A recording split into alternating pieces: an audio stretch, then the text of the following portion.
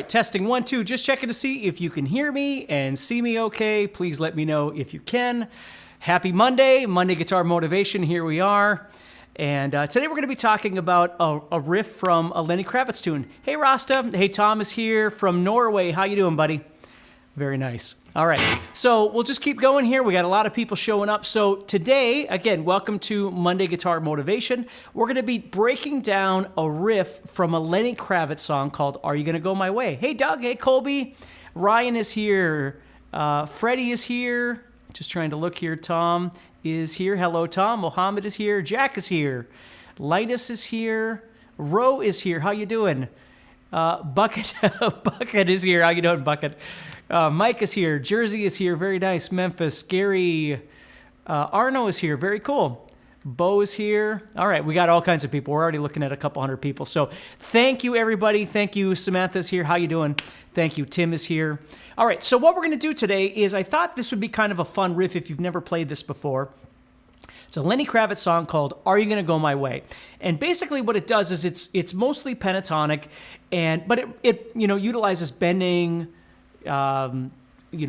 pull-offs, different kinds of things like that. So it's kind of a cool little riff. So let me switch over to this.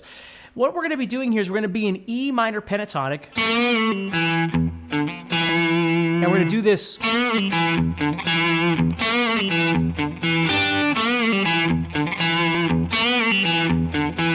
kind of thing happening there. So what we're doing is we're going to go to the 2nd fret of the 3rd string, and we're going to bend that up a whole step or thereabouts. We're going to bring it back down. We're going to do a pull-off. And then we're going to go down to the 4th string.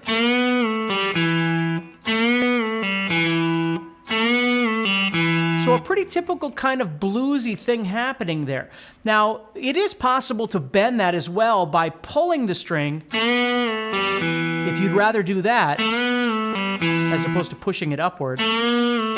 Now you'll notice that I'm bending with my middle finger versus my 1st finger, and the only reason is because down here on the 2nd fret, it's easier for me to bend if I use 2 fingers to press that up in the air. You might not need to do that, but that just feels a little more comfortable for me when I'm doing this. Okay, let's see, Desmond's here, Lane is here, That Kid is here. How you doing, That Kid? Brian is here, Ronald is here, thank you so much. Dan is here from Florida, very cool. All right, Greg is here. Thank you, everybody. Thank you so much for being here. This is awesome. So if you have your guitar handy, and if you don't, you can do this later. But again, I'm going to switch back over here. So we're bending that up. So you want to hear that rhythm. And then what I'm going to do is go to the 6th string. Now, instead of just hitting that 6th string, what I tend to do is give it just a little bit of a palm mute to clean it up, but that's entirely up to you. So I have... And then I'm going to go back to the 4th string and play 0, 2.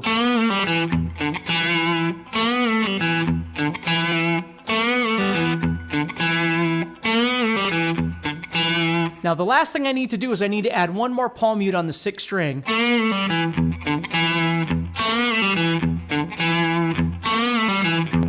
And again, you don't have to palm mute. If you want to let that ring out, it just tends to get a little bit too kind of muddy and noisy for me, so I like to give it just a little bit of a palm mute.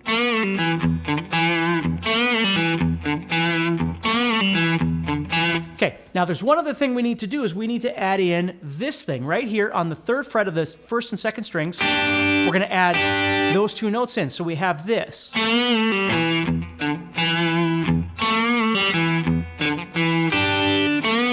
And you'll notice I'm using my pinky for that because it's not doing anything anyway. It's available. And I'm actually doing that with an up strum because it's easier for me to be more accurate if I strum like that as opposed to strumming down. I might hit the 3rd string or something. And again, this is a personal preference. It's okay if you don't do that.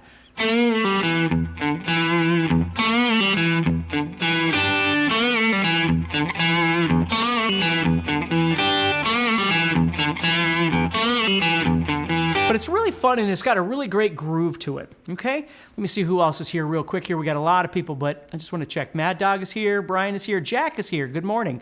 Jazz is here, Jay is here, Donald, hello Ernest. Very cool, Chris is here. Kitty Cat Black.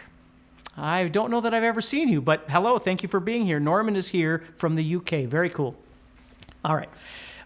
Anyway, so that's that part. Now, if you want to keep learning this, what you can do, there's another guitar part that comes in. And it's basically the same thing that's happening down here, one octave higher. But I'm going to drop down to that note instead of going to the root. I'm just going, where here I'm going, I'm dropping down to that E. Up here I'm just going. Now, if you have played this before, you might play it differently than me, and that's okay, all right? But there's that part up there too. So when you listen to the song, you're going to hear this. It'll go over a couple times, and then you're going to hear.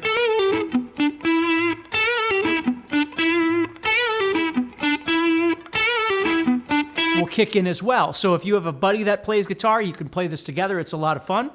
Okay? Then what's going to happen, and this is kind of cool, we're going to shift gears. We're going to move up to the key of G.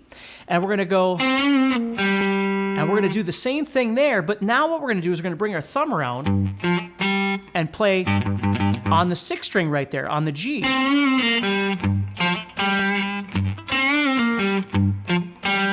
Now you don't add that in, it's just this thing.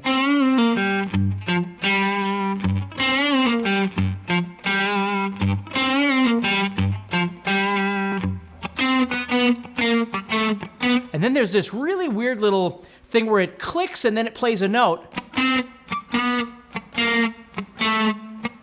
Like that, we're going, on the 3rd string, we're going 5, 4, 3, 2, 4.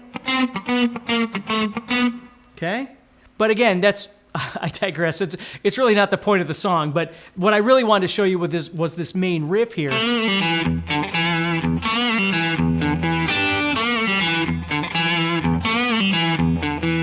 And then this secondary thing.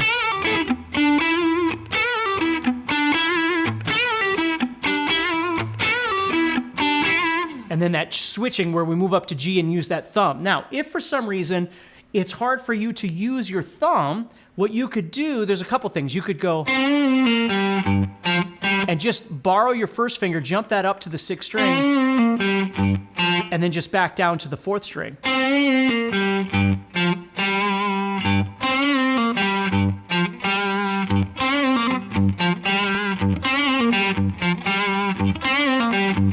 You could do it that way too, and it would work just fine. Again, if you've watched enough of my videos, you know I'm always telling people the most important thing is to figure out what works best for you, not just how the artist played it, because we're all built differently. Some people's hands are bigger and some people's hands are smaller or arms are longer. You got to figure out what works best for you. So even with that initial bend, whether or not you're bending it toward the ceiling or whether or not you're going to bend it toward the floor, but the most important thing is once you've done the bend, you got to make sure, like in my case, because I have my 1st finger there, when I come back and I'm going to do that pull off, I got to get that 1st finger out of the way. And then I flick that string, just flick it with my middle finger. But I have to have this finger out of the way by the time I do that so I don't get, something like that happening. It's just there for stability for me. And again, if you don't need it, that's perfectly fine. So it all happens fairly quick. Then I usually add some vibrato.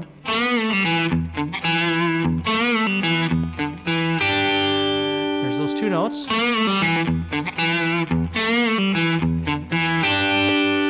Okay, so kind of a cool little riff that you can work on for this week. Trying to develop that. If you enjoy the song, learn the rest of the tune. When you get to the solo, learn the solo or just improvise your own solo over the top. Pentatonic works great for this sort of thing. And if I remember, most of it is in major, but he does go minor a little bit as well if you're looking at learning that. So anyway, have a great week, everybody. Take care, stay positive, keep practicing, and I'll talk to you all again, I'm sure sometime this week, if not for sure, again on Monday.